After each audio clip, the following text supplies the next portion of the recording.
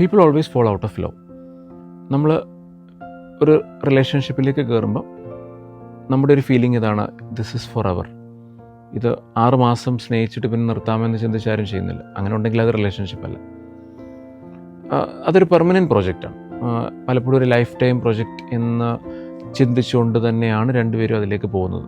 Eventually which will culminate in A marriage or A life partnership.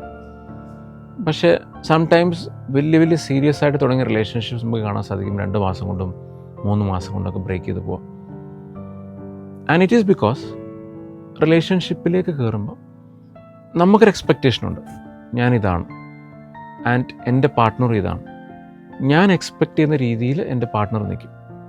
അത് ഏത് രീതിയിലും ആകാം. ഒന്നിൽ എപ്പോഴും എനിക്ക് സന്തോഷം തരുന്ന ഒരാളായിരിക്കണം, എന്നെ ടേക്ക് കെയർ ചെയ്യുന്ന ഒരാളായിരിക്കണം, എനിക്ക് ബ്രീത്തിങ് സ്പേസ് ഓക്സിജൻ തരുന്ന ഒരാളായിരിക്കണം. ആ വ്യക്തിയുടെ കാര്യം നമ്മളധികം നോക്കില്ല. It's all about me. ഞാൻ റിലേഷൻഷിപ്പ് കയറുമ്പോൾ I have to be treated special. What is my partner wanting, what do they want, what is their requirement, അതും കൂടെ നോക്കിയാൽ ഇറ്റ് വിൽ വർക്ക്. പക്ഷേ നമ്മളിൽ പലർക്കും വി ഡോണ്ട് നോ, നമുക്കത് നോക്കാൻ അറിയില്ല. We don't have the skills to look in to the life of the other person. മറ്റുള്ളവരുടെ ഷൂസിൽ നിന്നുകൊണ്ട് അവരുടെ ലൈഫ് ഒരു നിമിഷം കാണുകയാണെങ്കിൽ yes, relationship will be much more beautiful.